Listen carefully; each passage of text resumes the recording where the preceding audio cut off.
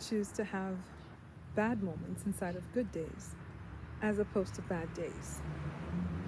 I'm not diminishing the fact that you may be going through a grieving process from death or something like that.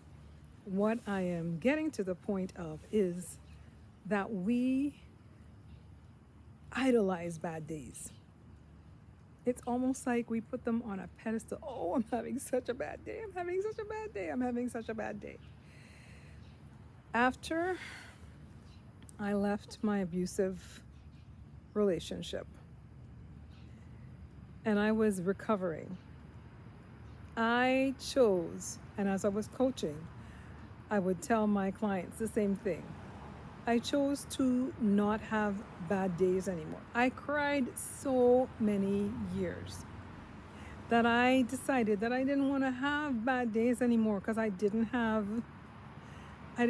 like, I had wasted so much time crying.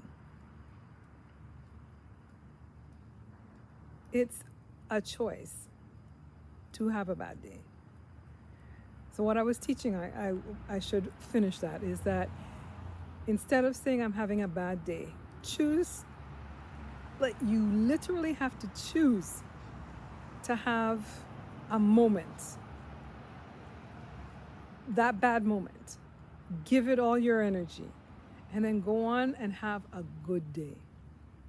And I used to literally, because I was living in the T dot at the time in Toronto, I used to literally catch myself, because you have to have a lot of patience to be living in Toronto. It's worse now because of the economic situation. But at the time, things were still fairly decent. Toronto is what Toronto is. And I would catch myself, whether I was driving or whether I was on the subway, I would catch myself when someone cut me off, or people, bus drivers, some Toronto drivers were very rude. When a driver was giving me a hard time or whatever, I would catch myself and say, I am choosing to not have a bad day. This is a bad moment. You're being kind of rude. I'm going to absorb that, or not absorb it, but acknowledge the fact that you're being rude. But because you're being rude to me right now, does not mean that the rest of my day is going to be ruined. No, sorry, Bob. And I would continue with my day, and I would take the time that I needed to absorb. Like I said, you know what I mean, not absorb, but be okay with the fact that man were well rude, and then let it go and continue on with my day and put back on my smile. Now, some people wonder why it is that I smile, and I don't smile around people who have energy that is not working with my energy. I keep a straight face. I definitely don't let them see what is going on. But if I'm in my own environment, like right now, this is my community, I am good with my community, I smile, because I